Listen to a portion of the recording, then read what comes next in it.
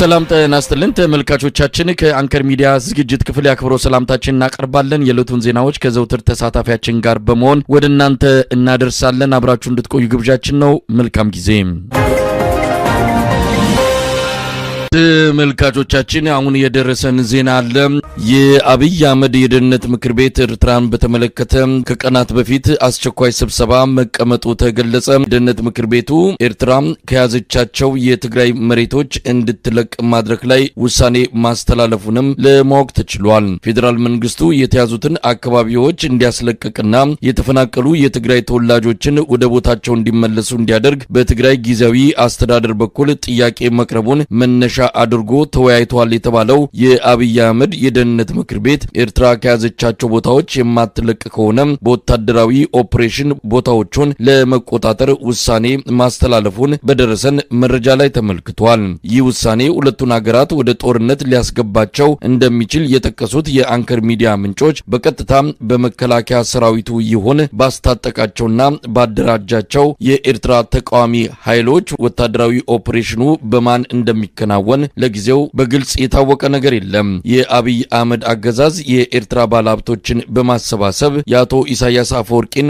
መንግስት ለመጣል የትጥቅ ቡድን ተደራጅቶ እየተጠባበቀ መሆኑ ተመልክቷል። የደህንነት ምክር ቤቱ ኤርትራ ለአብይ አህመድ አገዛዝ ብርቱ ፈተና መደቀኗን በመጥቀስ በጦርነት ካልሆነ በሌላ አማራጭ መንገድ እየመጣ ያለውን የስልጣን የህልውና ስጋት መሻገር እንደማይቻል ከድምዳሜ ላይ መድረሱንም ለማወቅ ተችሏል። ከ3 ሳምንት በፊት በአሰብ መስመር ጥቃት ለመክፈት ሙከራ የተደረገ መሆኑን ያስታወሱት የአንከር ሚዲያ ምንጮች በወቅቱ በኤርትራ አየር ኃይል በኩል በተወሰደ የመቀልበስ እርምጃ ሙከራው መክሸፉን መዘገባችን የሚታወቅ ነው። ስለዚሁ የከሸፈ የጥቃት ሙከራ በአስመራም ሆነ በአዲስ አበባ መንግስታት በኩል የተሰጠ ማረጋገጫም ሆነ ማስተባበያ የለም። ባለፈው ዕለት የተሰበሰበው የአብይ አህመድ የደህንነት ምክር ቤት ጦርነቱ ቢጀምር ህወሓትና ፋኖ ከኤርትራ ጎን እንደሚሰለፉና የአብይ አህመድን አገዛዝ በጋራ ለማስወገድ ጥምረት እንደሚፈጥሩ ያስቀመጠ ሲሆን ይህ ጥምረት ለአብይ አህመድ አገዛዝ ከፍተኛ አደጋን እንደሚያስከትል በግልጽ መክሮበታል። በዚህ ጉዳይ ላይ የመፍትሄ ሐሳብ ላይ የተወያየው የአብይ አህመድ የደህንነት ምክር ቤት የህወሓትን ጉዳይ ክልሉን ሙሉ በሙሉ ለነ ዶክተር ደብረጽዮን በማስረከብ ከኤርትራ ጋር የተጀመረውን ጥምረት ማፍረስ እንደሚቻል፣ ፋኖን አሁን በተጀመረው ጦርነት ማጥፋት አሊያም በመደራደር ከኤርትራ ጋር የሚኖረውን አሰላለፍ መቅጨት ይቻላል የሚል የመፍትሄ ሐሳቦች ላይ የደህንነት ምክር ቤቱ መወያየቱን ነው ያገኘነው መረጃ የሚያመለክተው። የመጨረሻው አማራጭ የኢትዮጵያን ህዝብ አነቃንቆ የአስመራውን መንግስት ማስወገድ እንደሆነ መነጋገሩንም በመረጃው ላይ ተመልክቷል። የኤርትራ መንግስት ተቃዋሚዎች አሁን ባላቸው ቁመና ከኤርትራ ሰራዊት ጋር የመዋጋት አቅም እንደማይኖራቸውና የአብይ አህመድ ጦር የኋላ ድጋፍ እየሰጠ የተያዙ የትግራይ መሬቶችን ማስለቀቅ ላይ የደህንነት ምክር ቤቱ ውሳኔ ማስተላለፉም ተመልክቷል። ሶስቱ ኃይሎች ኤርትራ፣ ህወሓትና ፋኖ የሚተባበሩና የአብይ አህመድን ሰራዊት የሚገጥሙ ከሆነ ለአብይ አህመድ አገዛዝ ከፍተኛ አደጋ መሆኑን የጠቆሙት የአንከር ሚዲያ ምንጮች ከወዲሁ የአሜሪካንን ደጅ መጥናትና ድጋፍ እንድታደርግ የአብይ አህመድ አገዛዝ የማግባባት ስራ ለመስራት ማቀዱም ታውቋል። ከዚህ በፊት አብይ አህመድ ለአሜሪካን ባለስልጣናት የገንዘብና የመሳሪያ ድጋፍ ካደረጋችሁልኝ በአንድ ሳምንት ውስጥ ኢሳያስ አፈወርቂን ከስልጣን አስወግድላቸዋለሁ ብሎ መግለጹን መዘገባችን የሚታወስ ነው።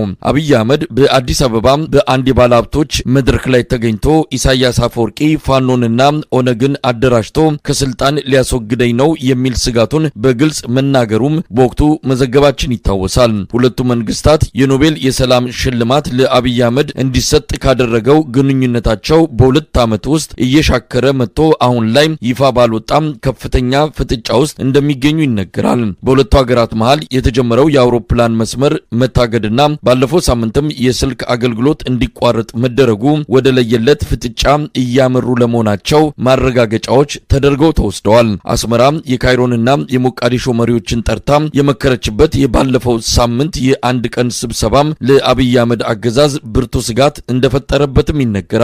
ሶስቱ ሀገራት ከኢትዮጵያ አንጻር አንድ አቋም እንደያዙ የተገለጸ ሲሆን ሶማሊያን በወታደራዊ አቅም ለማጠናከር መስማማታቸው ለአብይ አህመድ አገዛዝ ህልውና ከፍተኛ አደጋ ሊሆን እንደሚችልም የቀጠናውን ፖለቲካ በሚከታተሉ ታዛቢዎች ዘንድ እየተጠቀሰ ያለ ጉዳይ ሆኗል።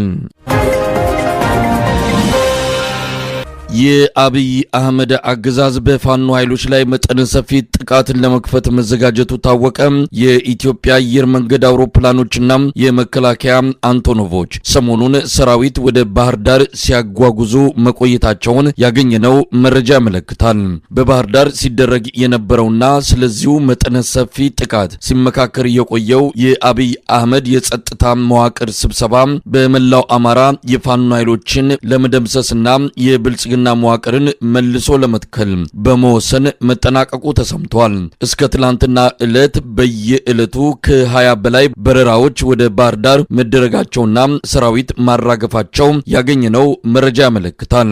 ለዚሁ ሲባል ከባህር ዳር አዲስ አበባና ከአዲስ አበባ ወደ ባህር ዳር ለበረራ ስምሪት ትኬት ቆርጠው የተዘጋጁ መንገደኞች ላለፉት 5 ቀናት እንደተሰረዘባቸው አሊያም የሰዓት መሸጋሸግ እንደተደረገባቸው ተገልጿል። የአብይ አህመድ አገዛዝ በተደጋጋሚ ቀነ ገደብ እያስቀመጠ በቀጠሮ የከፈታቸው የጥቃት ዘመቻዎች በከፍተኛ ኪሳራ የተቀለበሱ መሆናቸው የሚታወቅ ሲሆን ይህኛው ዙር ከቀድሞቹ የተለየበት ምክንያት በግልጽ አልተቀመጠም። ወደ ሶማሌ ክልል ተወስደው የነበሩ የሰራዊቱ ክፍለ ጦሮች በሙሉ ወደ አማራ ክልል ገብተዋል። በየማሰልጠኛ ጣቢያዎች የሚገኙ ምልምል ወታደሮች ስልጠና ሳይጨርሱ ወደ ጦር ግንባር መላካቸውም ታውቋል። በዋናነት የድሮን ጥቃት ለመፈጸም መታቀዱን የጠቀሱት የአንከር ሚዲያ ምንጮች የፋኖ ኃይሎች በብዛት ሆነው የሚገኙባቸው አካባቢዎች ተለይተው እርምጃ እንዲወሰድባቸው የአብይ አህመድ ጄኔራሎች ከውሳኔ ላይ መድረሳቸው ተመልክቷል። የመጨረሻ በተባለው የአብይ አህመድ ጥቃት በዋናነት ኢላማ የተደረገው የጎጃም ቀጠና መሆኑን ለመረዳት ተችሏል። አርበኛ አስረስ ማረ የአማራ ፋኖ በጎጃም ምክትል ሰብሳቢና የፖለቲካ ጉዳዮች ኃላፊ ስለ ሁሉ ነገር መረጃው አለን፣ እንደያመጣጡ ለማስተናገድ እኛም በበቂ ሁኔታ ተዘጋጅተናል ሲል ለአንከር ሚዲያ በሰጠው አጭር ቃለ መጠይቅ ገልጿል። በተለያዩ የአማራ ክልል አካባቢዎች የሚደረጉ የህልውና ተጋድሎዎች ተጠናክረው ቀጥሏል። ጎንደር ሁለተኛ ሳምንቱን ተያይዟል። አድማሱን ያሰፋው የፋኖች ጥቃት ጠገዴ ጠለምት ደርሷል። የጠገዴን መቀመጫ ከተማ ቅራቅርን ጨምሮ በርካታ ቁልፍ ቦታዎችን የአማራ ፋኖ ጎንደር እዝና ሌሎች የፋኖ አደረጃጀቶች በቁጥጥር ስር ማድረጋቸው ታውቋል። የሱዳን ድንበር ኮሪደርን የፋኖ ኃይሎች መልሰው መቆጣጠራቸውን ያገኘ ነው መረጃ ያመለክታል። ወደ ገንዳዋ መተማ ዮሐንስና ኮኪት ዳግም የመጣው የአብይ አህመድ ሰራዊት በከፍተኛ ኪሳራ የተመከተና የተመለሰ መሆኑን የአማራ ፋኖ ጎንደር እዝ የህዝብ ግንኙነት ክፍል ለአንከር ሚዲያ ገልጿል። በጠገዴም ዙ 23 ከነ ሙሉ ጥይቱ እንደተማረከም ነው የደረሰን መረጃ የሚያመለክተው። በጠገዴና ጠለምት የሚደረገው ተጋድሎ በተለየ ሁኔታ ነው የሚታየው የሚለው የእዙ የህዝብ ግንኙነት ክፍል ኃላፊ አርበኛ ዮሐንስ ንጉሱ ጉዳያችን እዚያ ከሰፈረውና የአማራን ህዝብ እያሰቃየ ካለው የአብይ አህመድ ሰራዊት እንጂ ከአካባቢው የወልቃይት አስተዳደር ጋር አይደለም ይላል። አማራ ፋኖ ጎንደር እዝ ትናንትና ዛሬ የጎዴ ክፍለ ጦርና ድብጠለምት ተከዜ ክፍለ ጦሮች በጥምረት ጠገዴ ዋና ከተማ ቅራቅር እንዲሁም በአቅራቢያው የምትገኝ አነስተኛ ሌላ ከተማ ንጉስና ማክሰኞ ገበያ ማለት ነው። አካባቢ በተደረጉ የአውደ ውጊያዎች የጠላት ኃይል የሞት ሽረት አርግተዋል። እጅግ በጣም ከፍተኛ ትንቅንቅ ተደርጎበት ከፍተኛ መስዋዕትነት ተከፍሎበት የጠላት ኃይል ፈርሷል፣ ተደምስሷል፣ አብዛኛው ተማርኳል። ቁሳዊና ሰብአዊ ምርኮች ማግኘት ችለናል። በቀጠናው እጅግ እና የነሰከፍ ጦር መሳሪያዎች በበርካታ መያዝ ችለናል። እጅግ በጣም የሚገርመው መሳይ በዚህ ግንባር የዙ 23 ወይም አየር መቃወሚያ የጦር መሳሪያ ለመጀመሪያ ጊዜ ፋኖ የማረከበት እጅግ አስተማራጭ እየተመዘገበበት አውደ ውጊያ ተደርጓል። ስለዚህ በዚህ በጣም ዛቶች መማረክ የአማራ ፋኖ ጎንደር እዝ የጎዴ ክፍለ ጦር ማሳካት ችለናል። በአጠቃላይ ሌላው በመተማ እና ገንዳ ኮሲት አስጥስ አውደ ውጊያዎች የኮሲት አስጥስና መተማ መስመሮችን አንጥፈን የጠላት ኃይልን ደምስሰን በርካታ ተሽከርካሪ መማረክ ተችሏል። ብሎ ጠላትን መደምሰስ የተቻለበት ሀገሪቱን ከሱዳን ጋር የሚያዋስነውን እጅግ ወሳኝ የተባለውን የመተማ ኮሪደር በእጃችን መልሰን የተቀዳጀንበት መቆጣጠር የቻልንበትን አውደ ውጊያዎች በዚህ ባለፉት 48 ሰዓታት እያደረግን ቆይተናል ማለት ነው። በ72 ሰዓታት ውስጥ ደግሞ ሰፊ የሆኑ ድሎችን በሁሉም ቀጠናዎች እየተጎናጸፍን እንገኛለን። እነዚህን ድሎች በመላው አማራ፣ በወሎ ቤተ አማራ ወይም በሸዋና ጎጃም በስፋት እንዲካሄዱ በዚህ አጋጣሚ ጥሪያችን እናስተላልፋለን። የአማራ ፋኖ ጎንደር እዝ ከሁሉም የአማራ ፋኖ ኃይሎች ጋር በጥምረት ወታደራዊና ሌሎች ጥምረቶችን አድርጎ መስራት ፍላጎት አለን። ይህን ጥሪ ስናስተላልፍ በአማራዊ ቅንነትና ታማኝነት መሆኑን በተገላል እናረጋግጣለን። አርበኛ ዮሐንስ ምናልባት እዚህ ጠገዴ፣ ጠለምት፣ ተከዜ ክፍለ ጦርን በሚል የገለጻችሁታል። እዛ አካባቢ ምናልባት የተለየ ነገርን ያለው እንደምንሰማው ከሆነ እዛ አካባቢ ያለው አስተዳደር ምናልባትም ከህወሓት ጋር እየተናነቀ ከብልጽግና ጋርም ቢሆን ህዝቡን ፍላጎት አሳልፎ ሳይሰጥ መዋቅሩን ጠብቆ ያለ አስተዳደር ነው። የጸጥታ መዋቅሩም ሙሉ በሙሉ ከብልጽግና ጋር የተጣበቀ አይደለም። ያንን እዛ አካባቢ ያለውን አስተዳደር ማፍረስ ለህወሓት ምቹ ሁኔታ አይፈጥርም ወይ? ህወሓትም አስተዳደሩ እንዲፈርስ ይፈልጋል።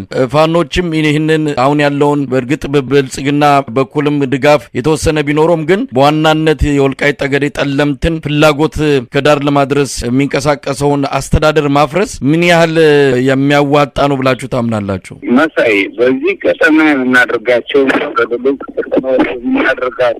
አውደ ውጊያዎች በባህሪያቸው የሚለዩና የሚገናኙ መስመር ያላቸው ጉዳዮች አሉ።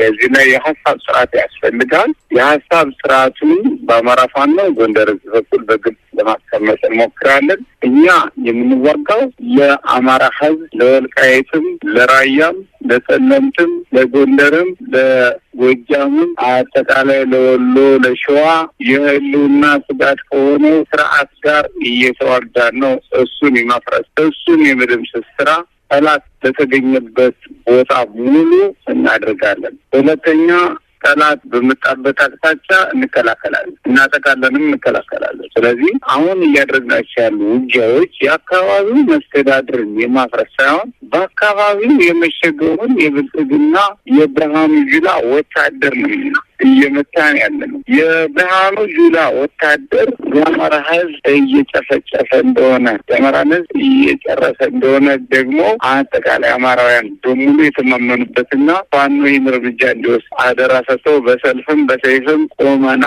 የገለጹበት ሁኔታ ስላለ እኛ እየታገልን ያለ ነው የብልጽግና ወታደሮችን እንጂ የቀጠናው ያለ የማንነትና ወሰን አስመላሽ ኮሚቴን አይደለም። ስለዚህ በቀጠናው ፋኖም ቢሆን ለአማራ፣ ለወልቃይት ጠገዴ፣ ለጠለምት፣ ለራያ እና ሌሎች አካባቢዎች የማንነትና የወሰን ጥያቄ መመለስ ዋና አንኳር ጥያቄ አድርጎ መስዋዕትነት እየከፈለበት ያለ ነው የአማራ ፋኖ ማለት ነው።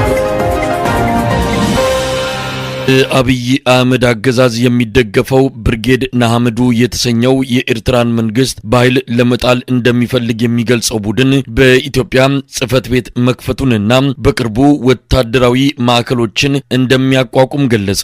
ዋና ማዘዣ ጽህፈት ቤቱም አዲስ አበባ እንደሚሆን አስታውቋል። ይህ ቡድን ሽብርተኛ ተብሎ በአውሮፓና በሰሜን አሜሪካ በሕግ እየተጠየቀ ነው። የአብይ አህመድ አገዛዝ በዚህ ቡድን የሚያሳካው አንዳችም ፖለቲካዊም ሆነ ወታደራዊ ውጤት የለም ይላሉ ኤርትራዊው የሰብአዊ መብት ተቆርቋሪ አቶ አክሊሉ ሳህለ።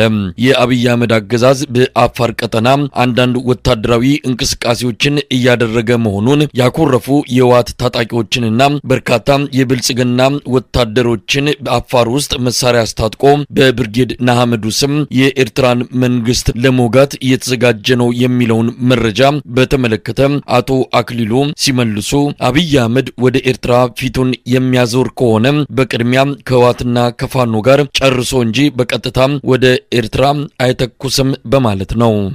ብርጌድ ሐመዱ የሚባለው እንቅስቃሴ አውሮፓ ውስጥ መላው አውሮፓ ውስጥ የቴሮሪስት ግሩፕ በተለይ ጀርመን ማደንና ማሰር እንደገና የቴሮሪስት ግሩፕ ብላ ሊስት ውስጥ ካወጣች በኋላ ሆላንድ፣ ስዊድን፣ ኢንግላንድ ሌሎች እዚህ አይነት እንቅስቃሴ የሚታይባቸው ሀገሮችና እዚህ አሜሪካ ውስጥ ቢሆን ክስ የተመሰረተ አለ። ካናዳ በካልጋሪ በተለይ የተፈረዱበት ነው። የቴሮሪስት ግሩፕ ወይ ደግሞ አሸባሪ ከተማ ውስጥ ሆነ ህዝብን በማሸበር ሰዎችን በመምታት በግሩፕ ሆነ አድፍጠህ ችግር ማድረስ የሚለውና ብዙ የአውሮፓ ሀገሮች ላይ ካደረሱ ጥፋት አንጻር እያንዳንዱ የአውሮፓ ከተማ ግሩፑን አሸባሪ ብሏል። እንዲህ አይነት እንቅስቃሴ የሚያደርጉ ሰዎች ላይ ደግሞ ኢሚዲየት አክሽን እንደሚወስድ ግልጽ አድርጓል። ይሄ በቀጥታ አውሮፓ ውስጥ ይደረግ የነበረው እንቅስቃሴ ቦታ ስለሌለው ነው። ሁለተኛው ነገር ደግሞ ኢትዮጵያ ውስጥ ነው። ኢትዮጵያ ውስጥ በጣም ብዙ ኤርትራውያኖች አሉ። ምንም የሚካድ ነገር አይደለም። ጽሕፈት ቤት እንሰጣቸዋለን ሲል ብርጌድ ሐመዱ የሚቀላቀሉ ኤርትራውያንን ዋስትና ስለሚያገኙበት መንገድ ብርጌድ ሐመዱ ውስጥ የሚቀላቀሉ ሰዎችን